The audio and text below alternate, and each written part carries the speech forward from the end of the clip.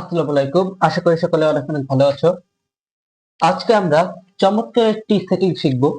এই সেটিংসটি অনেকের জন্য বেশ গুরুত্বপূর্ণ এবং অনেকের জন্য বেশ হেল্পফুল হবে। অনেকের জন্য গুরুত্বপূর্ণ আবার অনেকের জন্য বেশ উপকারী হবে। তাই আজকের ভিডিওটি মনোযোগ সহকারে শেষ পর্যন্ত দেখবে। আর আজকের ভিডিওটি অত্যন্ত গুরুত্বপূর্ণ কারণ আজকে আমরা যেটা দিয়ে কাজ করব সেটা হচ্ছে রেজিস্ট্রি এডিট। এটা কিন্তু অত্যন্ত ভয়ানক একটি সফটওয়্যার। এটা যদি তুমি ভুল করো বা উল্টোপাল্টা কোথাও ক্লিক করো সম্পূর্ণ ভিডিও না দেখে, তাহলে কিন্তু তোমার কম্পিউটার উল্টোপাল্টা কাজ করবে, অন্যরকম আচরণ করা শুরু করবে। তখন তুমি ভয় পেতে পারো বা মাথাও খারাপ হয়ে যেতে পারে যে কম্পিউটার কি হলো। তাই অবশ্যই ভিডিওটি মনোযোগ সহকারে শেষ পর্যন্ত দেখতে হবে।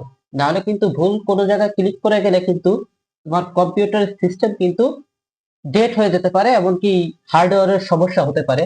তো সতর্কতা সহ আজকে ভিডিওটি মনোযোগ সহকারে শেষ পর্যন্ত দেখবে। তাহলে চলো আজকে ভিডিওটি শুরু করা যাক। আর হ্যাঁ, ভিডিওটি শুরু করার আগে ছোট একটু অনুরোধ, ভিডিওটি যদি ভালো লাগে থাকে অবশ্যই ভিডিওটিতে একটি লাইক দিয়ে জানিয়ে দেবে এবং কমেন্টের মাধ্যমে জানাবে যে কেমন লাগলো। আর কোনো বিষয় যদি জানার আগ্রহ থাকে সেটাও কমেন্টের মাধ্যমে জানাতে পারো। আর ভিডিওটি অবশ্যই শেয়ার করে দিবে যেন তোমার মাধ্যমে অন্যরাও একটু হলেও উপকৃত হয়, তোমার বন্ধুরাও। আর শেষ হচ্ছে চ্যানেলটি সাবস্ক্রাইব করে পাশে বেল আইকনটি অল দিয়ে বাজিয়ে দেবে যেন কোনো ভিডিও মিস না হয়। তাহলে চলো আজকে ভিডিওটি শুরু করা যাক। মনোযোগ সহকারে শেষ পর্যন্ত কিন্তু অবশ্যই দেখতে হবে। আজকে আমরা যে বিষয়টি শিখব সেটা হচ্ছে লাইব্রেরি এনাবেল করা। আমরা যখন ফাইল এক্সপ্লোরার ওপেন করি, এই দেখো এখানে কিন্তু লাইব্রেরি নামে কোনো আলাদা কোনো অপশন নেই, এখানেও নেই। এমনকি যদি আমরা ফাইল থেকে ওপেন করি, ফাইল এক্সপ্লোরার দিয়ে যদি ওপেন করি, তাহলে দেখবে এখানে লাইব্রেরি নামে আলাদা কোনো অপশন বা ফোল্ডার নেই। এটাকে আমরা কিভাবে এনাবল করতে পারি, এটাকে ইনাবেল করব এবং এর সাথে এটার মধ্যে কিভাবে ফোল্ডার ইনক্লুড করতে হয় সেটাও আমরা শিখব। লাইব্রেরি কিভাবে ক্রিয়েট করতে হয়, লাইব্রেরি ক্রিয়েট এবং ফোল্ডার ইনক্লুড করব, সেটাও কিভাবে করব সেটা দেখে দেব। তাই চলো আজকে ভিডিওটি শুরু করা যাক। এর জন্য সর্বপ্রথম আমাদের চলে যেতে হবে রেজিস্ট্রি এডিটে। রেজিস্ট্রি এডিটে যাওয়ার জন্য তুমি কিবোর্ড থেকে শর্টকাটে উইনার ক্লিক করো। উইনার দিলে এখানে তোমার রান অপশন ওপেন হয়ে যাবে। রান অপশন ওপেন হয়ে যাওয়ার পর এখানে রেজিডিট এটাকে রান করে দাও। রেজিডিট লিখে এখানে ওকে করে দাও। ওকে করে দেওয়ার পর একটা পপআপ আসবে, এটাকে ইয়েস করে দাও। ইয়েস করে দেওয়ার পর এখানে অত্যন্ত সতর্কতা সহ কাজ করতে হবে। এখানে যদি ভুল কোনো জায়গায় ক্লিক করে দাও তাহলে কিন্তু তোমার সিস্টেম ডিসেবল হয়ে যেতে পারে, এমনকি তোমার হার্ডওয়্যারের সমস্যা হতে পারে, যেটা প্রথমেই বললাম। এখান থেকে আমরা সর্বপ্রথমে একদম শুরু থেকে দেখাই, যেহেতু এটা আমার আগে থেকে ওপেন করা আছে। আমরা সর্বপ্রথম একদম শুরু থেকে যাই, তাহলে বুঝতে সুবিধা হবে। এই যে, এখান থেকে আমরা, তোমাদের এইভাবে খোলা নাও থাকতে পারে, তোমাদের একদম তিনটা অপশন মাত্র থাকবে, সেটাই দেখাচ্ছি কোন তিনটা।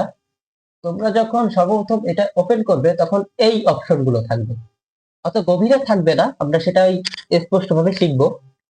এখান থেকে এইভাবে যেহেতু আসবে, ওপেন হবে, যেহেতু এটা সবার পক্ষে করা সম্ভব নয়, এই সফটওয়্যারটা অনেকে ওপেন করে না, তাই সর্বপ্রথমে এইভাবে থাকবে।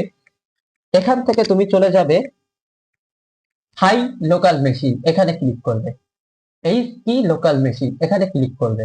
এখানে ক্লিক করে দেওয়ার পর এখান থেকে একটি অপশন পেয়ে যাবে, আরেকটি অপশন সফটওয়্যার নামে, এই সফটওয়্যারে ক্লিক করে দিবে। সফটওয়্যারে ক্লিক করে দেওয়ার পর একটু নিচে চলে আসবে। একটু নিচে চলে আসার পর দেখবে মাইক্রোসফট নামে একটি অপশন আছে, এই মাইক্রোসফটে ক্লিক করে দিবে। মাইক্রোসফটে আসার পর এখানে নিচে চলে আসবে, একদম খুঁজে বের করবে উইন্ডোজ কোথায় আছে। উইন্ডোজ, শুধুমাত্র উইন্ডোজ, উইন্ডোজের সাথে অন্য কোনো কিছুর দরকার নেই, শুধুমাত্র উইন্ডোজ। উইন্ডোজে চলে আসবে। উইন্ডোজে আসার পর এটাকে ওপেন করে দিবে। ওপেন করে দেওয়ার পর তোমরা এখান থেকে কারেন্ট ভার্সন নামে একটি অপশন পাবে, এটার মধ্যে আসবে। কারেন্ট ভার্সন ওপেন করবে। কারেন্ট ভার্সন ওপেন করার পর এখান থেকে আবার কিছু অপশনে যাবে, পাবে। এখান থেকে তোমরা চলে আসবে এক্সপ্লোরার, এক্সপ্লোরারে চলে আসবে। এটা সতর্কতা সহকারে এখানে মনোযোগ সহকারে দেখবে। এখানে উপরে দেখো এই লোকেশন ট্যাবটা ভালোভাবে লক্ষ্য করো যে আমরা কোথায় কোথায় যাচ্ছি। Computer, high local machine, software, Microsoft, Windows, current version, এগুলো মনোযোগ সহকারে শেষ পর্যন্ত দেখবে। এটা আমি দরকার পড়লে একটু বড় করে দিচ্ছি, এটা ভালোভাবে লক্ষ্য করো, এই লোকেশন গুলো খেয়াল রাখবে।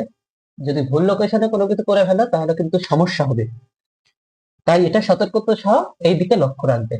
তা আমরা কারেন্ট ভার্সনে আসলাম। কারেন্ট ভার্সনে আসার পর এখান থেকে আবার আমরা এক্সপ্লোরার ওপেন করব, এক্সপ্লোরার খুঁজে বের করব। এক্সপ্লোরার খুঁজে বের করার পর এই দেখো এখান থেকে আমরা এক্সপ্লোরার খুঁজে বের করব। এই যে এক্সপ্লোরার আসার পর এখান থেকে ডেস্কটপ খুঁজে বের করব। এক্সপ্লোরার আসার পর ডেস্কটপ খুঁজে বের করব আমরা।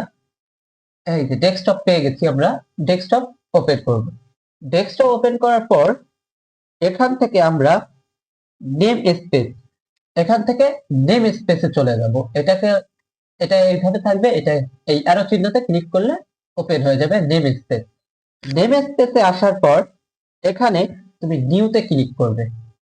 নেম স্পেসে রাখা মাউস রেখেই মাউসের রাইট ক্লিক করবে। রাইট ক্লিক করলে এখানে নিউ বলে একটি অপশন পেয়ে যাবে, নিউতে ক্লিক করবে। ক্লিক করার দরকার নেই, মাউস দিলেই অপশন চলে আসবে। নিউ আসার পর এখানে কি নামে একটি অপশন পাবে, এই কিতে ক্লিক করবে।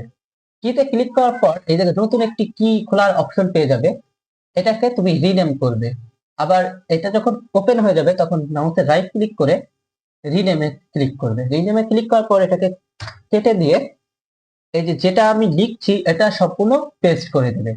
এই যে এই দেখো, এটা আমি এই ভিডিওর উপরেও দিয়ে দিচ্ছি, ভিডিওর উপরে এখানে দিয়ে দিচ্ছি। দেখো এটা সম্পূর্ণ পেস্ট করে দিবে। এটা আমি ডিসক্রিপশনে দিয়ে দেবো, সেখান থেকে কপি করে এখানে পেস্ট করে দিবে। এই লোকেশনে আসার পর নিউ নিউ খুলে আবার নতুন করে পেস্ট করে দিবে, তাহলেই কাজ হয়ে যাবে।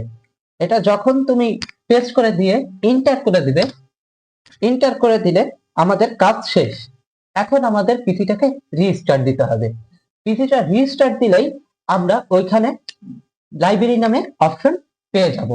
এখান থেকে আমরা এবার ক্লোজ করে দিই। এটা পেস্ট করা শেষ, এবার আমরা ক্লোজ করে দিই। এবার আমরা পিসিটাকে রিস্টার্ট দিব। রিস্টার্ট দিলেই আমাদের আবার দেখিয়ে দিচ্ছি, আমাদের এখানে লাইব্রেরি নামে অপশন চলে আসবে। দেখাচ্ছি, দাঁড়াও। এখান থেকে ফাইল এক্সপ্লোরার, এখানে আমাদের লাইব্রেরি অপশন চলে এসেছে অলরেডি। এখন আমরা পিসিটাকে রিস্টার্ট দিব। দেখতে পাচ্ছ এখানে লাইব্রেরি নামে একটি অপশন চলে এসেছে। এবার আমরা পিসিটাকে একবার রিস্টার্ট দিব। রিস্টার্ট দিয়ে আমরা আবার ফিরে আসছি। পিসি রিস্টার্ট দেওয়ার পর আমরা আবার ফিরে এলাম। এবার আমরা শিখবো কিভাবে আমরা নতুন লাইব্রেরি ক্রিয়েট করে কিভাবে তার মধ্যে ফোল্ডার ইনক্লুড করতে পারি। এই জন্য আমরা আবার চলে আসবো ডিসপিতে আসার পর এখানে লাইব্রেরিতে চলে আসবো। লাইব্রেরিতে এখান থেকে আমরা লাইব্রেরির উপর রাইট ক্লিক করব মাউসের। এখান থেকে আমরা নিউতে ক্লিক করব। নিউতে ক্লিক করার পর এখানে একটি অপশন চলে আসবে লাইব্রেরি নামে, এখানে ক্লিক করে দেব। এখানে ক্লিক করে দেওয়ার পর এখানে আমরা এটাকে নতুন নাম দিব। এটাকে নতুন নাম দেই, ধরো আমরা দিলাম পার্সোনাল। পার্সোনাল দেওয়ার পর এন্টার দিব। এবার এটার মধ্যে আমরা ফোল্ডার ইনক্লুড করব। সেটা কিভাবে, এর মধ্যে আমরা প্রথমে এর মধ্যে ঢুকতে হবে। এই ফোল্ডারের মধ্যে আসার পর এই নতুন লাইব্রেরি ফোল্ডার, এটার মধ্যে আসার পর দেখো পার্সোনাল, এটা কিন্তু লাইব্রেরি এমএসি এমটি, এটা কিন্তু এমটি আছে। এবার আমরা এখানে ইনক্লুডে ফোল্ডারে ক্লিক করব। ইনক্লুডে ফোল্ডার ক্লিক করার পর আমাদের মধ্যে আমাদের ফাইলের মধ্যে যত লোকেশন আছে সব লোকেশন এখান থেকে শো করবে। এখান থেকে ধরো আমরা অন ড্রাইভের পার্সোনালটাকে আমরা এখানে ইনক্লুড করে দিলাম। এখানে যেই ফোল্ডারটাকে এর মধ্যে ইনক্লুড করতে চাচ্ছ সেই ফোল্ডারের উপর ক্লিক করে ওটাকে সিলেক্ট করে ইনক্লুড ফোল্ডার করে দিবে। ইনক্লুড ফোল্ডার করে দিলে এই দেখো এটা কিন্তু ইনক্লুড হয়ে গেছে। এখন আমরা এটাকে ক্লোজ করে দিই। ক্লোজ করে দিয়ে আবার আমরা চেক করি যে আমাদের কাজটা সম্পূর্ণ হয়েছে কিনা। এবার আমরা চলে যাব লাইব্রেরিতে। লাইব্রেরিতে আসার পর এই দেখো পার্সোনাল নামে যে ফোল্ডারটি ক্রিয়েট করেছিলাম বা লাইব্রেরিটি ক্রিয়েট করেছিলাম সেটা কিন্তু এখানে শো করছে। এবার এখান থেকে আমরা এটার মধ্যে যাই যে কি সেই ফোল্ডারটা এসেছে কিনা। তাই দেখো এটা কিন্তু চলে এসেছে।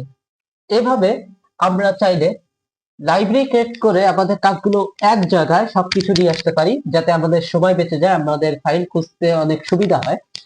তা আশা করি আজকের ভিডিওটি ভালো লেগেছে। যদি ভিডিওটি ভালো লেগে থাকে অবশ্যই ভিডিওটি একটু লাইক দিয়ে জানিয়ে দেবে এবং কমেন্টের মাধ্যমে জানাবে যে কেমন লাগলো। আর এটাও জানাবে যে নতুন কোনো বিষয় জানতে চাও কিনা, সেটাও জানাতে পারো। আর অবশ্যই ভিডিওটি শেয়ার করে দিবে যেন তোমার মাধ্যমে অন্যরা একটু হলেও উপকৃত হয়, তোমার বন্ধুরা। এবং শেষে চ্যানেলটি সাবস্ক্রাইব করে পাশে বেল আইকনটি অল দিয়ে বাজিয়ে দেবে যেন কোনো ভিডিও মিস না হয়। আজকে এই পর্যন্ত। সবাই সুস্থ থাকবে, ভালো থাকবে। সবাই মনোযোগ সহকারে কম্পিউটার শিখো। আজকে এই পর্যন্ত। শেষ পর্যন্ত থাকার জন্য তোমাদের অসংখ্য ধন্যবাদ।